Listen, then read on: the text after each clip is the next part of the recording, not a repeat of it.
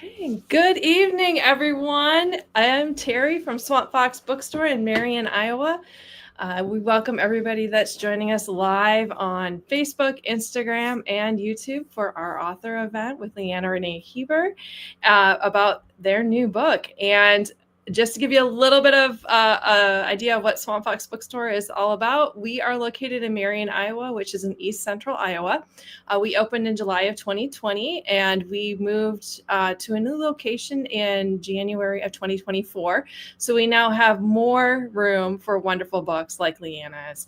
And we have been doing a lot of events this fall, but this is the second to the last author event, or third to the last author event we have, and so appropriate for the spooky Halloween season that we are upon. And the weather finally cooled down here in Iowa, feels very fall-like, perfect for this conversation.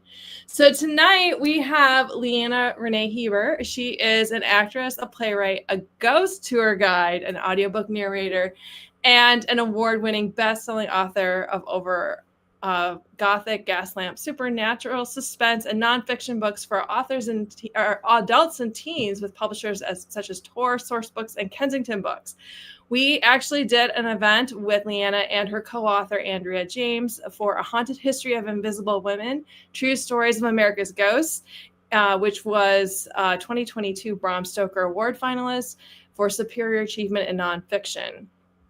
A new book explores the intersection of women's history and ghost stories. And tonight we're discussing the newest book that Andrea and Leanna have written, which is America's Most Gothic, Haunted History Stranger Than Fiction, which released the end of September from Kensington and is an instant USA Today bestseller. So welcome, Leanna. Yay. Hi, friends. I'm so glad to be back with you all. I know, we are so excited. So many people were so excited when your book... here's Ilise. Let me grab her. Hey. Do not do well with time zones, so I had it on the wrong hour on my calendar. I apologize. That's fine. Welcome, Ilise. Let me do your quick introduction. Welcome. Thanks for having me. I'm so sorry. Oh, you're fine. It happens. I wonder when you had said something about New York City if there was a time zone thing happening. Yeah. So. Well, Ilise S. Carter is an author, journalist, copywriter, and award-winning sideshow performer based in New York City. She has written for Allure, New York Times, Racked, and others with a focus on pop culture. Her debut nonfiction book, The Red Menace, received starred review from Publishers Weekly. She has over a decade of a consulting copywriter for beauty brands, and as her stage persona, Lady I, she has worked as a professional sideshow performer, sword swallower, fire eater, blockhead, and pain-proof girl, and MC with acts ranging from Rob Zombie to Cirque du Soleil, and has appeared on TV's Gossip Girl, Oddities, The President's Show, Mysteries at the Museum, and Dickinson. She holds a BA in American Studies from Barnard College and a certificate in film production from NYU. And your book, remind me of the title, because it's not in my bio here. It's When We Spoke to the Dead, How Ghosts Gave American Women Their Voice. And I wanted to have both Leanna and Ilise here tonight because I feel like their books fit very well together in terms of talking about the history, women's history, and legends, and just those interesting ties that both like ghost stories and the spiritualist movement have with each other. So I'm so excited to have you both here tonight. So one of my questions for you both is, how did you get started in writing about this particular subject for your books? Like, what drew you to that? Is there a story or somebody you met that got you started in researching and looking at these latest books that you've had come out? I'm a ghost tour guide, and I was writing fiction for a long time before I thought about writing nonfiction. And in fact, I hadn't thought about it. And then an editor who is familiar with my fiction came on one of my ghost tours and says, well, Leanna, I love your fiction, but I really love your passion for the ghosts that you're talking about. Now, I happen to be working for a company called Burrows of the Dead, founded by Andrea James, who is my co-author. And so basically this editor was like, I think you should really think about this. And so I called up Andrea and I was like, hey, boss, let's do a nonfiction. And, you know, when an editor suggests something to you that they want to explore, in publishing, you say yes. If you would like to continue publishing, then you have these conversations with editors about what they're interested in acquiring so that you can continue to write books. And of course, this was my I became a ghost tour guide specifically, not just a New York City, not just a New York City guide. I had started just doing general New York City history. I had started on those red double-decker buses. It was a very difficult job. I quickly, that was just too much after a while. And I was like, I really want to specialize in my passion project. And my passion project has always been ghosts. All of my fiction books all deal with ghosts. So for me, I was like, all right, let's just merge all my favorite things. And it was just a very natural progression into what became a haunted history of invisible women, because Andrea had just started a tour just about the women ghosts of Greenwich Village. And we were like, you know what if that's the angle? And then Kensington was like, great, let's expand it beyond New York. Are you comfortable with that? And I said, yeah, actually, I've been a tour guide in haunted spaces all over this country. So yes, totally, we can expand it and talk about the prompt being, how do we talk about women alive and dead? And the fact that the idea of talking to the dead and about the dead and with the dead is all tied in with the very, very entwined spiritualist movement being so critical to and for women's rights. There are spiritualists, the early spiritualists, all the women, and the women's rights movements. It's inextricably tied. And that's definitely something that I have lectured about and love hearing about. And so I am so excited to hear more from Ilise. Likewise, and you also picked up on some of my favorite haunts. You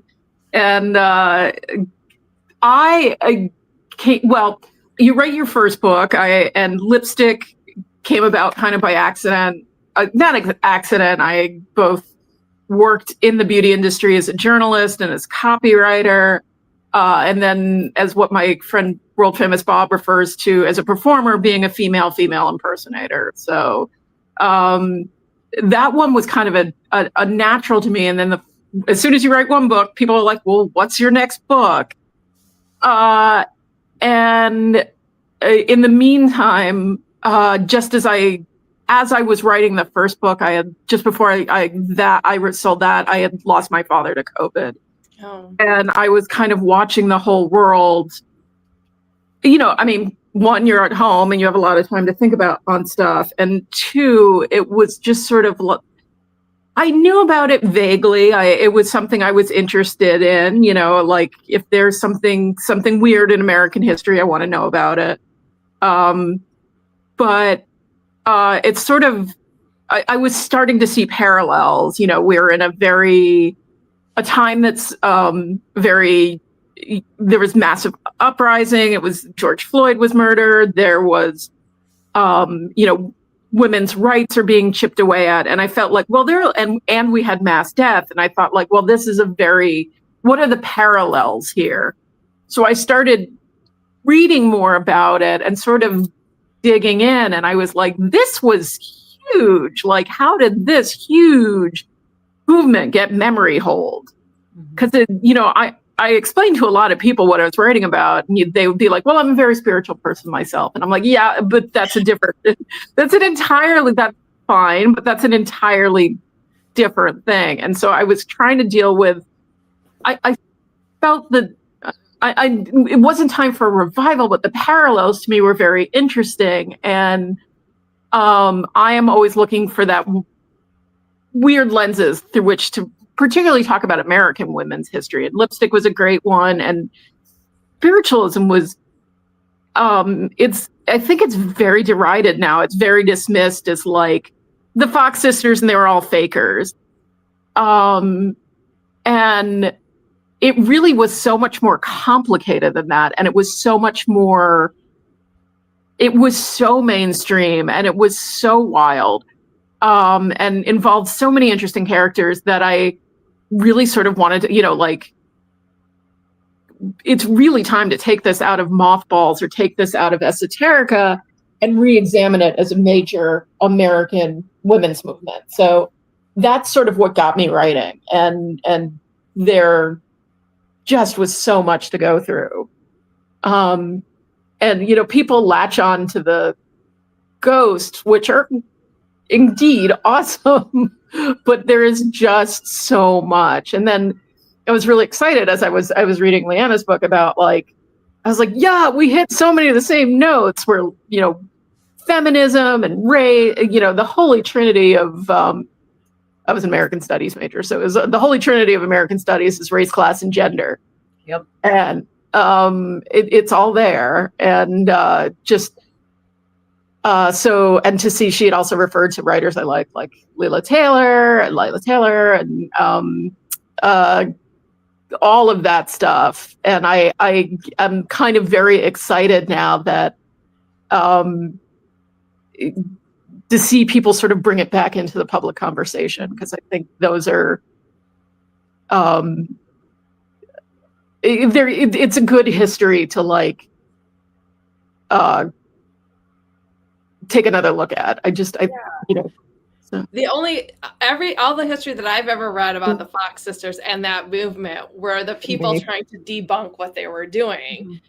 So it was always in a very negative light, right? Like that they, and of course there's another side to that. There's another side to all of these stories. And I think that's what's great about both your books. I think that was the thing with me, was like, that's the first question people ask me, like, is it fake? And I'm like, that's kind of it's so weird to say, but it's kind of beside the point. It is beside the point. Yeah. So it was necessary. Spiritualism was necessary. It was needed. That's a wonderful way to put it. I wrote an article for Haunted magazine called "The Important Inevitability of Spiritualism." Spiritualism would have happened if the Fox sisters rapped on tables or not. The fact that they were proven to be frauds, or the fact that if they had maybe they did have some legitimate psychic abilities. That was true with probably a lot of the people who ended up resorting to stage tricks. I mean, you know this as your own life as a performer.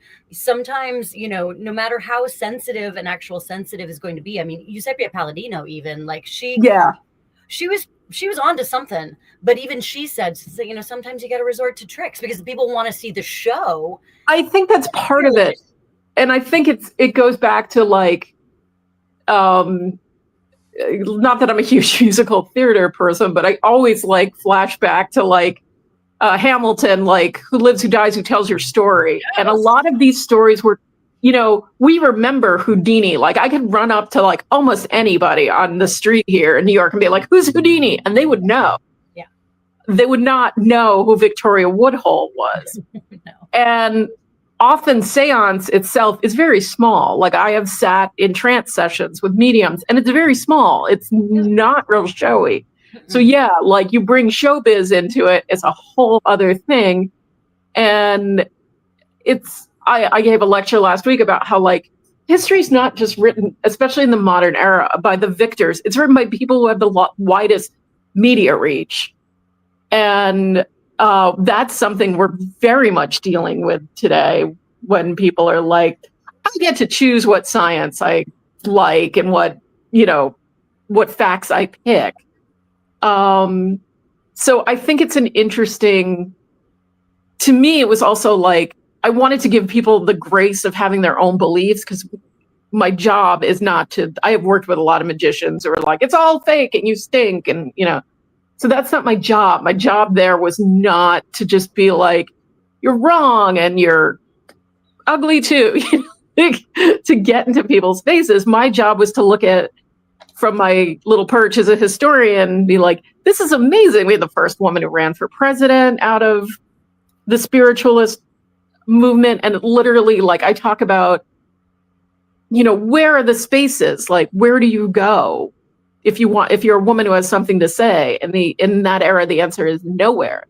There is specifically nowhere you can go. So it's inevitability is a really interesting, good, accurate way to put it, because and I think just same with these hauntings is that a lot of the story is a woman who went unheard in her lifetime. And there's the truth will out about these things one way or another. And the story wants to be told and people will figure out a way to tell it. And I feel like that inevitability, the way that spiritualism created a platform for women that no other religion or social movement allowed. Spiritualism was okay because women are already kind of in the life and death cycle anyway. So we're already a little bit mystical creatures, misunderstood, a little woo anyway. So into this place where women have been tasked with dressing the dead, managing the wakes, navigating the death at home. It's not surprising then that you would turn to them to be someone who's basically what we could consider a modern grief counselor in some ways. At least that was addressing the need, because at that point, all of religion was splintering into 1,000 different sects and things, and everything was up for grabs, and science was making people question everything, not necessarily antithetically to faith, but a lot of people. No. So as everything was up for grabs, and women were like, oh, hey, wait, you mean I can stand up on a stage and talk about my belief for a utopian future where I have rights, and then if people don't like it, I can just blame it on the spirits? Fantastic. Yeah, and I think I didn't mean to cut you off, but like no. I think one of the interesting, you bring up science, and that to me was like a fascinating element of it, where we have warehoused them as like, there is an iron wall between the two of them, and it's an interesting era, in the 1840s and beyond, where the Fox sisters are emerging. But you're also talking about science is dealing with unseen forces. Röntgen comes up with the X-ray tube. We are sending messages across the telegram wire. Photography is new. It's very much in some ways like AI. They're like, well, what can it do? We don't know, but let's go ahead and push on it. So a lot of questioning of the unknown too. I know some of the people, I guess the person that pops in my head is L. Frank Baum, and his wife got very involved in the spiritualist movement because they lost at least one of their children. And it was very depressing, and that they were looking for some connection, some answer, right, as to why this was happening to them. And because there's answers for all these other things, all these other discoveries that are being made. Why wouldn't we know what's happening on that other side? You have two grieving widows on either side of the pond. You've got Queen Victoria interested in spiritualism. You've got Mary Todd Lincoln interested in spiritualism. So like, they're trendsetters in all of this. It's in the public consciousness because there aren't other comforts, and the idea of who does not want, like the thing that I think we as a human species gravitate towards, that I think ghost stories allow us a certain amount of hope in, is, can we speak to our loved ones after they pass? It's a simple request. It's very understandable.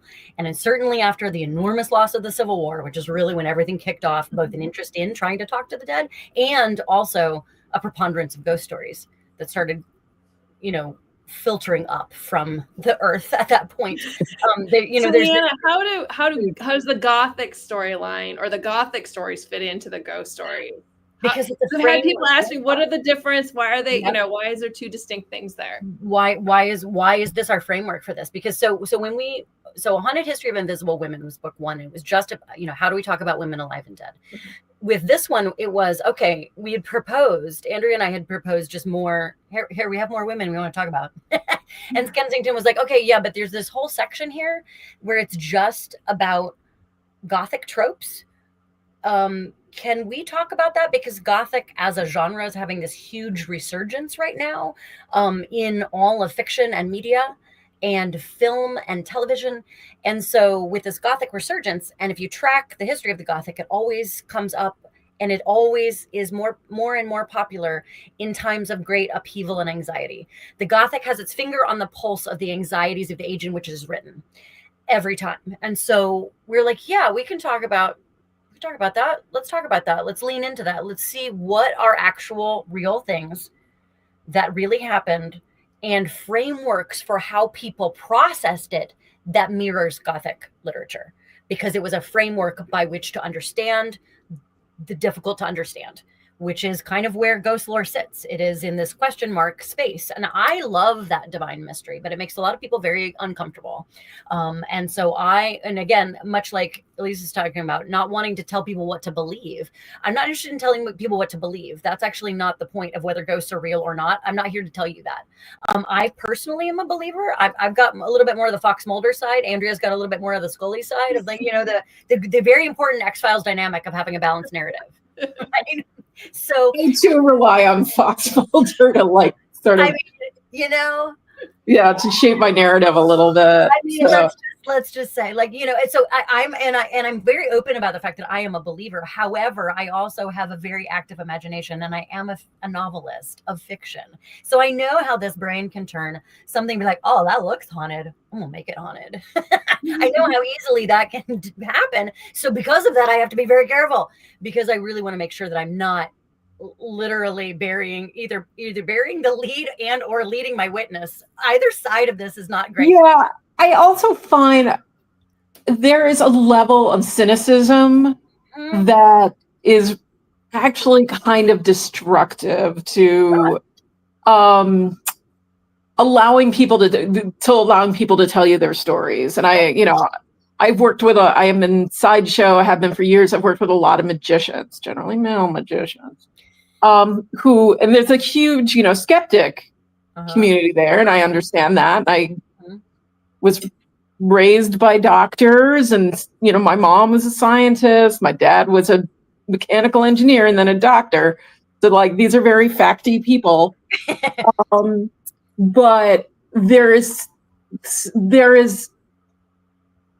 something that is very rigid in that kind of thinking. And so, again, not my job to either prove or debunk, but on the other hand, I felt very lucky in writing this book that people did open up to me and did talk to me and did literally have me into their homes or sit with me and say, like, I have been doing this, that, and the other thing. I was raised in it, or I was not raised in it. And I think that's because I gave off, I said expressly and gave off the vibe, if you will, that I am not here to shut you down. And I think the cynicism, while there are reasons for it to be there, and it is protective in some ways, you can come with too much of it, and then you're just there to pop balloons and in my, for what I'm dealing with, to just be like, all of these women are, just out there for money, and all of these people who believed are dupes. And that strips away some of the much needed context. I mean, you talk about Mary Todd Lincoln, and I think Mary Todd Lincoln is getting a weird look again. I mean, thanks Paula Scola, but like, Mary, to Broadway again. Yeah, Broadway doing this thing. But it's kind of like she was just kind of viewed as a kook. And it's also like, yeah, but let's also remember that she's someone who'd already buried 2 children. And then sat next to her husband who got shot in the head. Like, let's really be even before, can we have some tenderness about this? And not only that, he had an attempt before any of that too. So he may have had a brain injury as well, because she was in a serious carriage accident while she was in the White House. Yeah. So trauma. It's really easy to be dismissive of these people, and I think that's where it's cynicism. We kind of lose some of these interesting, I don't know if you want to call them esoteric, or I know, like, I am very involved with the Morbid Anatomy Museum here in New York, and they, the founder always talks about occult history, and not meaning like Satanists or weird religions. What they mean is, from the literal meaning of the word, is hidden, and these are hidden histories. And so I think sometimes the rush to find, the quote unquote most logical explanation can cut off the history, seeing the history for the history's sake and what it means and how it fits into the bigger picture and what we can learn. So that was something I really, a needle I really had to thread in writing. And I would assume you do as well, because we have to have empathy for these stories. And so much of these things are presented with a severe lack of empathy and a lack of context and a lack of, and people can look at the 19th century and be like, oh, how can you believe X, Y, and Z all you want? And I'm like, but look at right now and how rapid conspiracy theories and how people are blatantly not paying attention to the facts in front of their faces. So there's no room for anyone now to talk about the 19th century and what they were doing that was or wasn't making sense, because people are emotionally wrapped up in things, and they will create a space for a fact to fit a narrative one way or another. And I think that the idea of ghost stories as being something that we have culturally kind of needed, because it's part of how we remember making the past present, and how we can talk about history as being in the present moment. I think that's really particularly critical, is that ghost stories allow for us to have a historic context that we're trying to lay the groundwork for, and say, and now what about that story is still haunting us? And because it's as much about the living as it is about the dead. Mm-hmm. And so this is all a bit of dialogue, but you have to have nuance in that dialogue, and you have to have some empathy in that dialogue. It cannot be all one way or another. I have had people just completely shut down my lived experience as someone who has experienced things I can't explain. And they'll just be like, no. And I'm like, well, I don't know what to tell you then. Then stop reading, I guess, because this is my lived experience. And also it's been the lived experience of other people too. I'm not saying oh, I have definitive proof of anything. No, of course not. But I don't have a scientific exploration for this. And also science and the paranormal, again, are not antithetical. The American Society for Psychical Research for parapsychology is what ended up birthing the field of psychology, William James. I talk about that on one of our Upper West Side tour for Where's the Dead. We talk about that, about how from an interest in rebuking spiritualism through scientific means, you still get a critical field that's looking at how we process in our minds. So it's all completely intertwined. And William James, of course, the brother of Henry James, who's busy writing ghost stories. So yeah, and I mean, that whole family, ghosts were their business. Like, the father was a theologian who was dealing with Swedenborgianism. Yes, I think that is a lot. I'm sorry, it's a lot of letters. But I think, again, we do ourselves no favors when we are completely dismissive one way or another. And I think especially because a lot of these are women's stories, and we don't have, a lot of women's stories of this era. Like, they don't, here's where they don't come from, like, they don't come from the Senate. They weren't there, like, right. Where were they? And these are their spheres of influence. And so if the measurement is not of their worth and their worthiness to be seen and heard and examined and talked about, is not necessarily their provability. This is so, I think that's something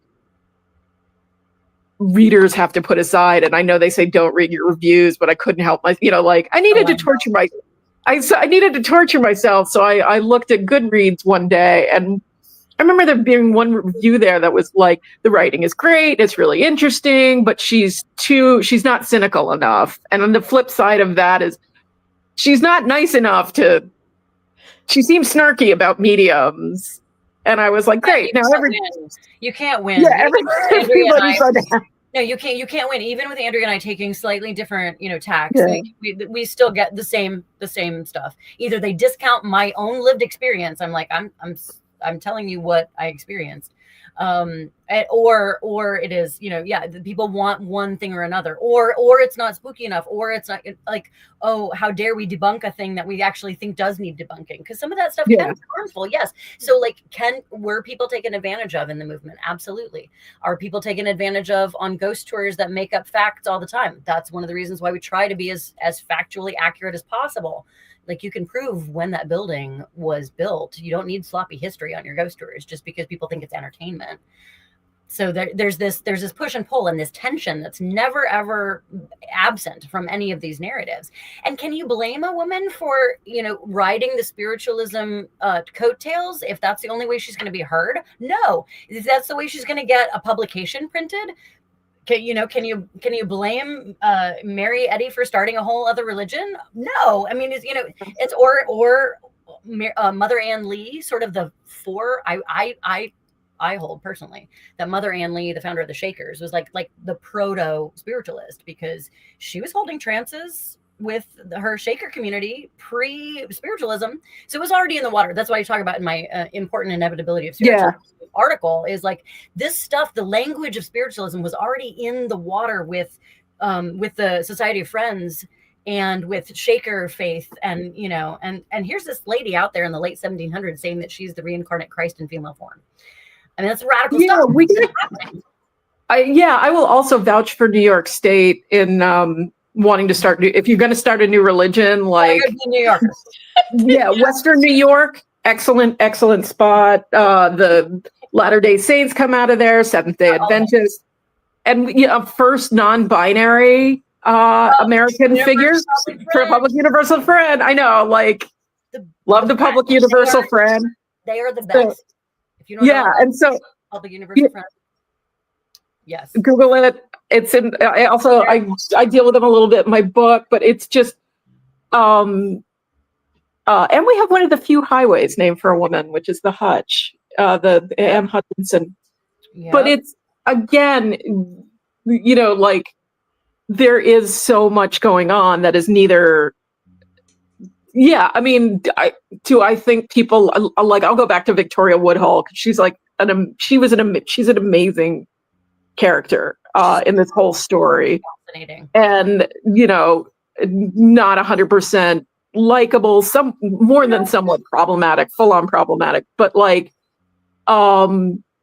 fascinating. And I don't think, do I think she was above cynically exploiting mediumship? Not at all, but she was raised to it. Yeah. And for those watching who do not know who we're talking about, Victoria Woodhull is the first woman to run for president in 1872.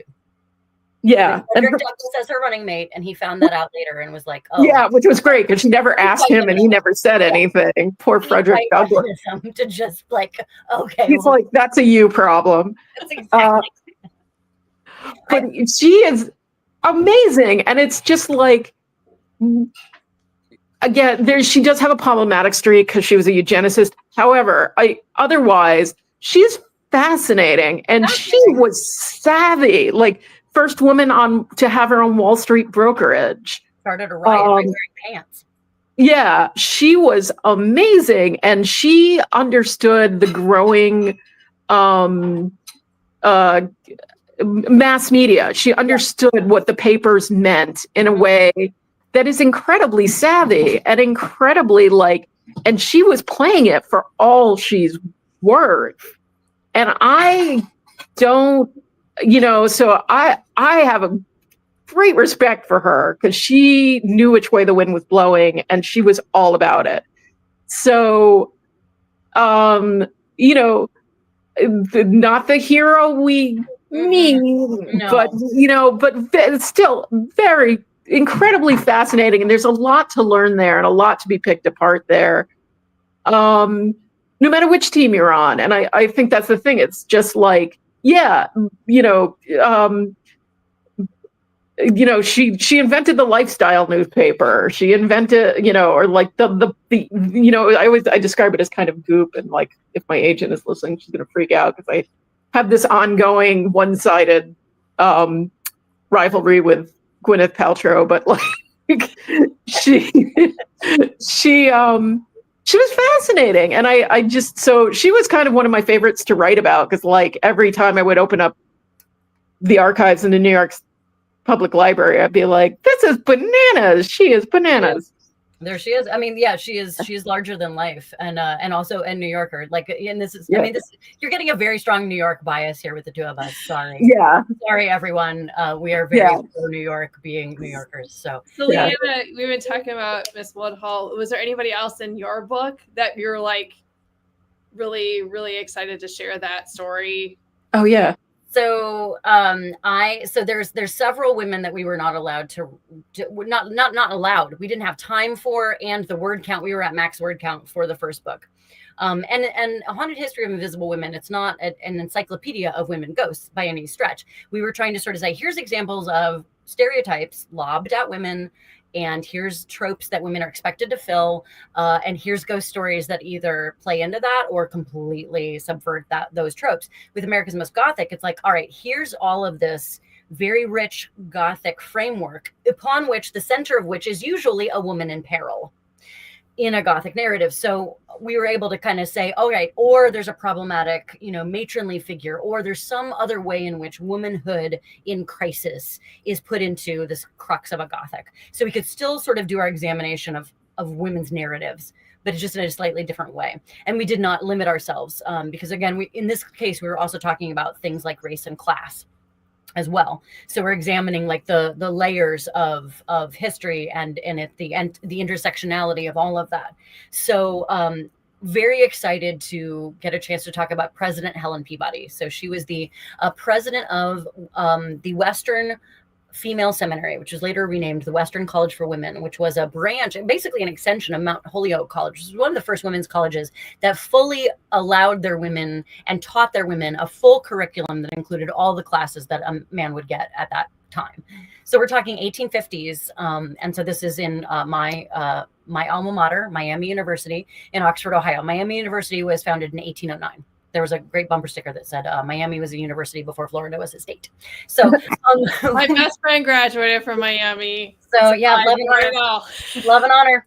And so I was just back with my alma mater. They took very good care of me as I got to wax rhapsodic about President Helen Peabody, who haunts Peabody Hall. That was named for her after her death. It had been where she had lived and where she presided as this very strict disciplinarian, trying to keep her women's college from being surreptitiously visited by the Miami men across the way. And she would say multiple times, like, Miami men are always troublesome. That was like her phrase. And so she has this reputation for being this man-hater ghost, but it's way more complicated than that. It's like, no, she didn't hate men. She just wanted her women to have space just for themselves, just for these 4 years, just let this be your time to become an adult, because when you go out in the world, you're not going to have any control, and we're going to try to create a controlled environment for you here that is your growth, just for you. And one of the things I think is really interesting about her is that she remembered every single one of her students that would come visit her. There was over 167 some instances of people that would come to visit her after her retirement. Some going back 30 years prior, and she remembered every single one of their names. I mean, that's astonishing. So it's very clear that she was deeply invested in honoring that these women had minds of their own and bodies of their own, and that was not going to translate out in the world. But by God, she was going to try to make it so for 4 years so that they could have a sense of self.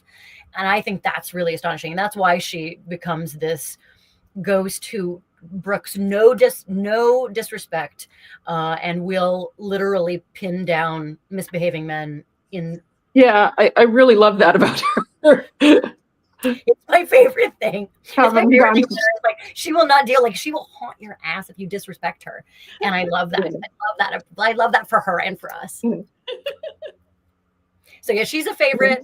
I'm talking about Marion Clover Adams, sort of as kind of a sad DC socialite story. I wanted to write about her because she's not named on her own tombstone. Neither is Henry Adams. It's very weird. There's a beautiful Auguste St. Gaudens statue and Rock Creek Cemetery for them both. And it's known where they're buried. It's just that it's very strange and very sad and very weighty. And what I wanted to do is bring back for her the sake of her art. She was a brilliant photographer, and she should have had a chance to have done that in the 19th century. She should have been celebrated for that, but she was not allowed to express that publicly. That's just something we, after the fact, know that she ended up being this kind of really foreground. She was kind of a forerunner in a lot of the ideas of capturing domestic life through the photograph. That's something she was doing ahead of her time. And so getting a chance to tell her story so that it's not just a sad ghost story. Getting a chance to talk about Mary Virginia Wade, the sole civilian casualty at Gettysburg, and her sort of sacrificial figure, and how that became a contentious narrative And again, who gets to control the narrative? That's really at the core of why we do what we do in our books, is who gets to control the narrative, and trying to make sure there is more nuance in this, broadly speaking, these conversations we're having, making sure that, like, can we restore a little bit of these people's complicated lives? Because again, these people are not all good or all bad or any of these various things. There's choices that are not good and not helpful. There are things that I completely disagree with in a lot of the cases of people we write about. And we're pretty clear about all of that. We don't whitewash villains. We don't. And but at the same time, we're also talking about the context all around them too, because that's an important part of the story. And then if something is completely made up whole cloth, that is in fact destructive, then we'll address that too as part of the problem of sometimes the dark tourism angle that can get very toxic. Yeah, it's interesting. You brought up one of my favorite stories out of Key West, which is Elena. Elena and Hoyer. it's just, yeah, and the longer I think about it, I'm like, wow, she's not even present in the way she is remembered. I mean, she's obliterated both physically, literally, and narratively. That's why I wrote the chapter with the level of anger that I did. Yeah. I was like desperate to restore her name to the narrative. Yeah. So it's a fascinating story, and it's, you know, when I've gone down the rabbit hole on myself, a friend who's been working on a documentary movie for years, and so it's like fascinating. But then when you take a step back, you know, it's like in that way that we are very attracted to these dark Ed Gein, you know, whatever things, and then you take a step back and you're like, wait, this is more than not okay in the first level. There's like the first level of not okay, and then there's like a whole other meta level of this is not okay. We are drawn to the stuff that we shouldn't be necessarily looking at. You know, it's like whom among us does not stop and look at a car wreck? Let's be real. Let's be very real about that. There is a draw to looking at other people's disasters. And part of that is like, I think we can sort of forgive ourselves, because part of that is hardwired into our survival instinct. Right. There's a dangerous thing that's happened. Can we learn something from it so that we like crows talking to each other about how a fellow crow died? Yeah, so, I think that's another interesting thing, because it's like, if you grew up kind of a goth kid, and I wholly dating myself here, like in the Reagan era, it was samesies. We were under the shadow of nuclear war. You know, it was a whole different thing. You were just a weird kid. There was, you know, like, we didn't have Hot Topic, rah, rah, rah, you know, like all that, but it was just, there wasn't quite all the ways to, it wasn't quite embraced or catered to. And I think so you got really clever in some ways about how you pursued those interests. Mm-hmm. And the other forms they take, whether that's fashion, music, you know, there's horror movies. My love of Edgar Allan Poe was how because that was literary. That's fine. Oh, she's reading. That's fine. It's just, you know, so this was, you know, he was my world. About 9 years old on, and it was like my trajectory. I was like, this is the way. This is the path for a goth kid, you know, who didn't know how I was not able to safely express any of that in rural Ohio in the middle of the Satanic Panic. No way. Yeah. No way. So it's the being drawn to these subjects is also its own way of who controls the narrative too, because it's like we were trying to let some of these stories help us tell our own story. Also, I felt like that's definitely been the case. We were encouraged with America's Most Gothic, you know, and as I did have to make a delineation of, okay, there's goth as a fashion and a subculture, and then there's Gothic architecture and literature and all these kinds of things, and there is a disconnect there. But I just happen to be a goth who's also a Gothic novelist. Yeah, but yeah, that's right. I really should have done a better job on in discourse there and making those distinctions between the Gothic literature, the Mary Shelley. I mean, I just nothing to do with anything, but I just remember I went out to California to see a big festival a couple of years ago. And there was a kid lying next to me on the lawn, and like I was waiting for Susie Sue or something to come on. And this kid was literally lying there reading Mary Shelley. And I'm like, well, he's the gothest one here today. He wins. I see. The kids are all right, is what I say to that. The kids are all right. I mean, Sweet little baby bat. I love my baby bats. I love them. They really do. But I think that I think that the levers of power of who tells what story. I mean, we're living in a time where people are trying to control what history is being taught. And we address that directly in the book. That there's a whole lot of things that make people very uncomfortable. But the only way, I mean, as a tour guide in New York City, which has had a very storied and sometimes violent history, we have to be able to sit with the discomfort. Otherwise, you will learn nothing, and history will just keep repeating itself, as historians have been trying to say since there's been recorded history. So I feel like these kinds of things, we can couch this stuff in the spooky and in the fun. Oh, this is a great Halloween book. And yes, and it is a fun Halloween book. Both of these books are fun Halloween books. However, it is also like we're using this because not only do we love this stuff, but we really feel like this is a vehicle to talk about the bigger issues, because what scares us is the key to understanding how can we live into a better society. Yeah, that's the fun thing about both of your books. All three, both yours, Leanna's, and yours, Ilise, and is that it's fun to read because you're familiar with some of these stories, these legends. There's a little bit of the history that you probably know. And so there's that element that you're having fun while you're learning, which sometimes doesn't happen when you were in school.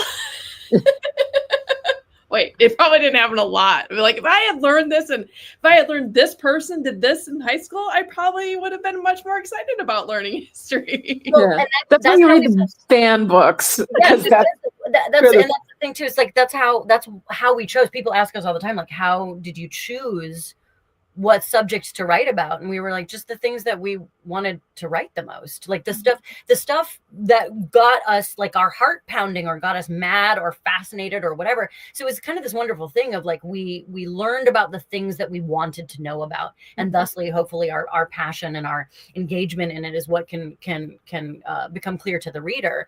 And we can't take our opinions out of it. We all have an angle, and any historian has a perspective, and we cannot be completely objective entirely because we are living in our own context and our own situations. So there's I also think that, I'm sorry to cut you off, but I also think that's somewhat of a myth. The idea, choices are always made. They're always made. I studied film, so there was like a lot of and within American history, and it was like you choose an angle, literally, like it's the most literal. You choose an angle. Yep. And that means something. You choose a literal focus. And so I think the idea of absolute objectivity is kind of a myth, and it would be so flavorless. And I really, years ago I had an agent, and she's like, well, what do you want to do? What do you want to be when you grow up as a writer? And I was like, well, I want to be the Sarah Vowell of Sideshow. And I was thinking of, when I wrote, I didn't trust my voice as much when I wrote my first book, and then you get a little, you do it, you've done that, now you have the skill, you get a little more confident.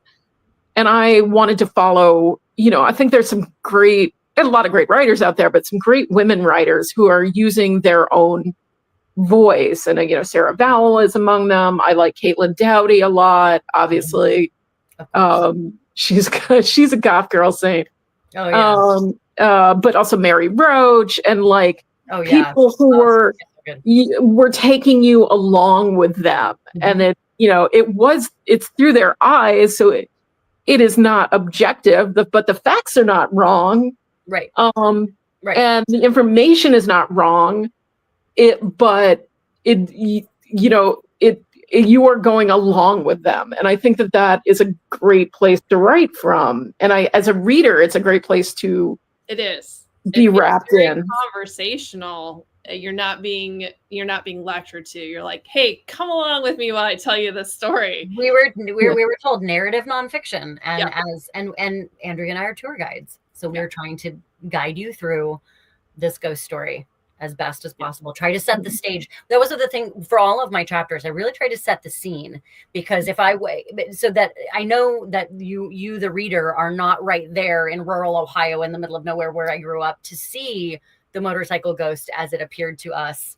But I want to try to set the scene for you, and as best I could. So it was fun because in Gothic literature, setting as character, those are my favorite parts of this book, was to really, really set the scene, to place you there, to be able to give you sort of a tour guide experience through this history as best we know, so that you have something that feels palpable to you. Because we all have, again, these tropes, these urban legends. Somebody's got a motorcycle ghost story just about all over the country. Some of these themes repeat. I just happened to actually then also see one. It was really fascinating too. Like when I went back to my alma mater, I actually heard from a bunch of other students who had gone and done the same thing and flashed the lights to get that motorcycle ghost to appear. And they all had like some increasingly terrifying results. So it was one of those things where my story is we went once and we heard this crashing sound and it terrified the living daylights out of us, and we never went back again. But this girl, she went several times and took other friends, and that sort of ethereal light turned red and cracked a window. So I was like, oh, see, when the urban legend is A, real, and B, if the light turns red, I think you should probably stop calling people. I think the ghost is bad. Yeah. I think the ghost is bad. But the idea that like all of us feel like this is a familiar thing, that's so fascinating. And I think that for this particular one, whatever is happening out there, it just happens to be a real one that many people have tested. And so I'm not naming the road. I'm not. No. We learned a lesson. And when the spirits are like, I said what I said, I listen to them. So, Ilise, have you, in researching your book or in your life, have you had any paranormal, ghostly, gothic experiences you're willing to share? You don't have to. I understand that can be very personal. Yeah, I mentioned in the book, in the I met with a lot of mediums, so I was parsing a lot of information that was given to me, and I will talk about one that I went up to Lilydale, which is there are only two spiritualist camps left, and one's Canandaigua in Florida, and the other one is Lilydale, which is up near Buffalo here in New York State. And it's a fascinating place, and it's really lovely, and it's Victorian houses, and I go, and I'm just running around that weekend like I am there with my girl reporter hat on, and I have funny things that happen, and I'm like, I couldn't sleep that weekend, so I'm also like half off my head anyway. So everyone's like, I have I'm only there for a couple of days, and I have this long list of things I have to check off, and everyone's like, you got to go for a psychic healing. So I'm like, all right, got to go for a psychic healing.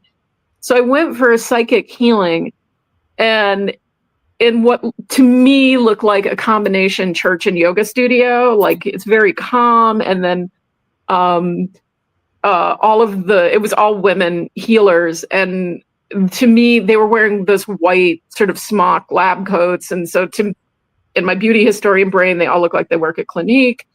And they go and they lay hands on you. And I'm just like, I was like, just observe, don't judge, don't, just be in the moment. And so I'm like, all right. And I go up and I sit in the chair and they lay hands.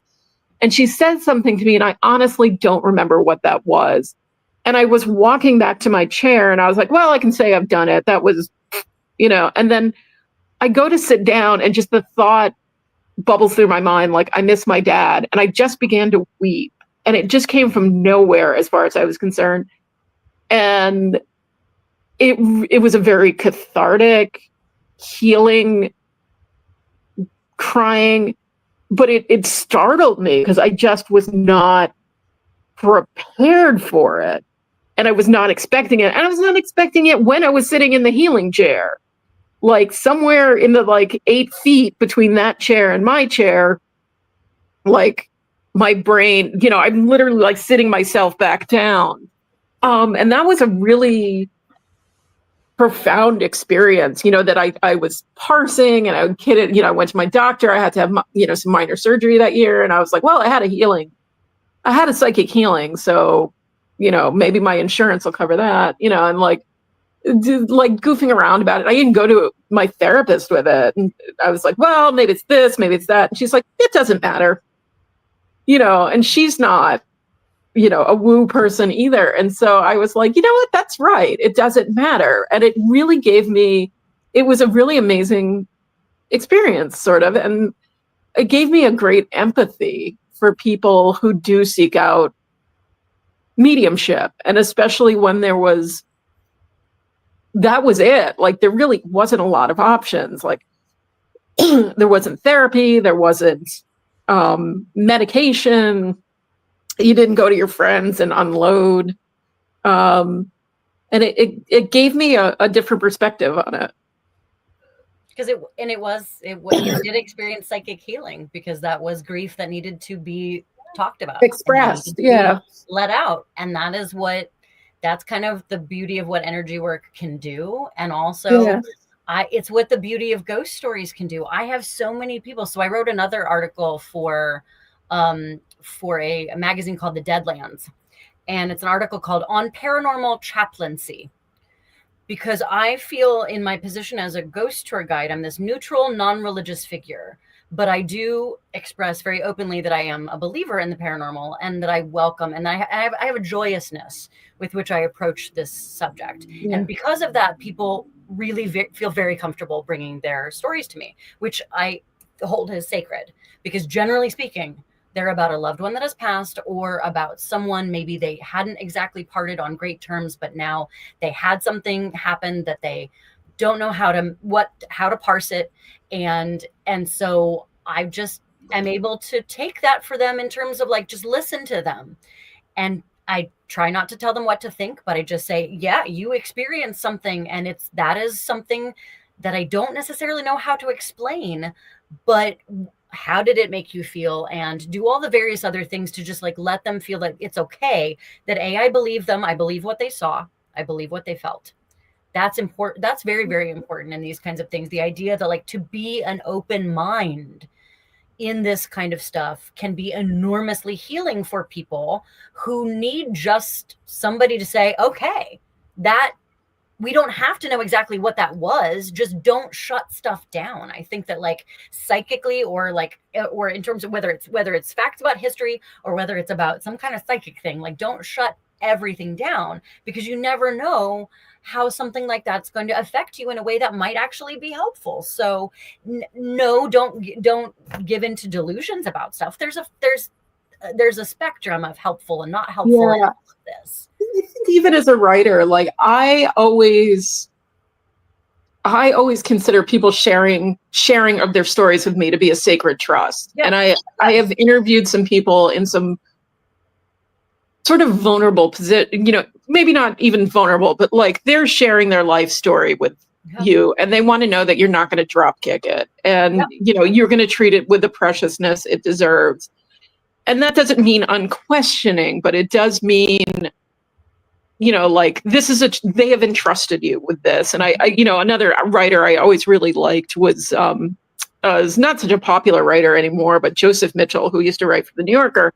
Mm-hmm. And he would get into these rooms in New York, and he would go to cults, and he would go to movie theaters and Old McSorley's bar, like all these amazing New York haunts, so to speak. And people would talk to him because they trusted him. And I think that's an amazing thing as a writer. And dealing with a lot of these mediums, like there is a medium I saw a number of times, and I'm still in touch with her as a friend. And it's just, I adore her. Like, I think she is just a great lady. Whatever my level of belief is, like you couldn't drag a bad word out of me, because she and I forged a trust. And I have to appreciate and respect that, and I'm in a slightly different mode because I'm not a journalist, I am not like trying to, it's not the Pentagon Papers, but but that is, storytelling is this sacred bond or thing. It's sharing of something, that can be very intense. And so you have to be respectful of that. That's or you at least should. Yeah, exactly. Respect for the dead, respect for the living as best we can, while still trying to tell the truth about it. It's a hard balance to strike, especially when people expect certain things out of spooky narratives.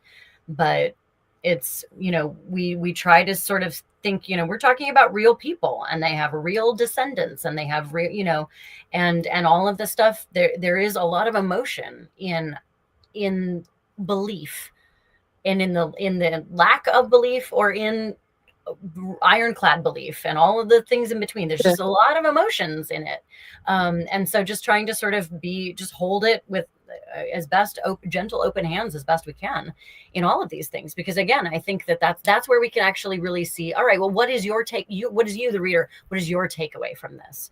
Because again, that's one of the great things that these two nonfictions for us have done has been creating an open dialogue. I get to go and give book talks and talk to people. I had this incredible session with a book club for the She Wore Black podcast, and one of the women in that group, she runs a domestic violence shelter, and so we were talking about, how do you talk about trauma narratives in a way that is helpful and healing, and not denying the trauma, but also not fetishizing the trauma. And it's just, this stuff is just, it's like, it takes a deft hand, and it just takes, I don't know, it just takes a lot of love. And so that's just what I try to bring to the table. Yeah, no, definitely. That's definitely, yeah. Like, how do I handle this in a non, combative way, and sort of reclaim these stories, because for so long they weren't treated with that respect. They were like silly lady stuff, and to just revisit them, just like, no, there's a lot more going on here than the toe cracking. So, well, we are at after 8:00. I mean, I could probably talk about this for hours, but I also know that you are an hour ahead of us. So, okay. Is there any one last takeaway that either one of you, whether it's, something from the books or something, you want us to make sure we take with us tonight, that each one of you want to share before we wrap up tonight? I'm just very appreciative of everyone's support, both of Haunted History of Invisible Women and of America's Most Gothic. Word of mouth is the best thing that you can do for our books. Women's history is right now under attack. And so, like, one of the ways that you can fight back on that is to look intersectionally, make sure that stuff that is being erased, talk about it. Don't let it be erased, whether that's racial history or gender identity history or any of these other things that are being like scaled back on in sometimes like a national scale. Just these stories, help them live, and support your local independent bookstores while doing so. Because again, it's like, we can build community, and that is how we will get through what are anxious times right now. We will get through anxious times by being in community with one another, and trying to, just be trying to, Mr. Rogers said, look for the helpers. So that's, that's the thing that is always, for me, that gets me through looking at history, and that gets me through the present moment. And for me, looking at these narratives has been a way of helping. And so I hope that your takeaway can be that that these narratives can help you see your world and storytelling in a new light, while hopefully giving you some good campfire stories to talk about. Yeah, same. Our histories, I mean, the destruction of history that we are seeing in ways both literal and figurative it's so galling to me, because, no one person is all sunshine and no darkness, and the history of America is incredibly complex. And that's kind of the beauty of it. And I don't want everything to be Main Street USA in Disneyland, and which is this artificial sun-washed viewing of it. And so honestly, I think now is a good time to dig into these histories, to dig into the histories that have either been put aside or have been made, that make us uncomfortable. And to sit with them and to ask ourselves why, and to hold these memories and to hold these stories. So I think that's one of education and community, again, are just about the most important, most punk rock things you can do right now. So. Well, thank you so much for agreeing to do this event with us, Leanna and Ilise. And I was, like I said, it was sorry for being late. You're fine. You're fine. It's like spectral time. The spirit time is always a little bit in its own metric. Yeah. Also dyslexic time. It's completely understood. Well, thank you, Terry, for just the space, for all of your support. Thank you for having us. You've been so lovely. On ongoing support has been so wonderful. And thank you to everybody. Yes, those of you admiring my Poe necklace. We start off every chapter in America's Most Gothic with a quote from Poe to sort of set the stage here, because he really is kind of like our country's luminary when it comes to the architecture, the structure of Gothic storytelling. We really owe a lot to this guy. So he's definitely kind of our compass point. So we have copies of Ilise's book and Leanna's book in the store right now at Swamp Fox Bookstore. You can stop in person, or you can shop online, and we're happy to ship if you would like a copy. So thank you again, Leanna and Ilise. Everyone have a good night and happy Halloween, and may you not be spooked too badly from any ghosts in your life. Happy haunting. Happy haunting.